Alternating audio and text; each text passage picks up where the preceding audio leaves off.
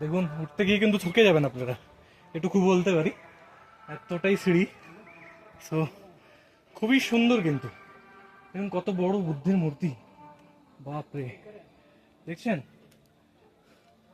সামনে থেকে না দেখলে আপনারা হয়তো ফিল করতে পারবেন না, কিন্তু খুবই ভালো, থকে যাবেন, উঠতে উঠতে জীবন বেরিয়ে যাচ্ছে।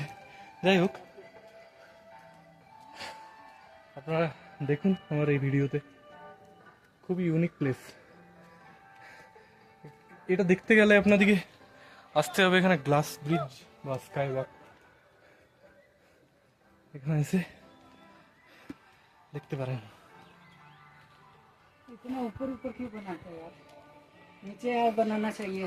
হুম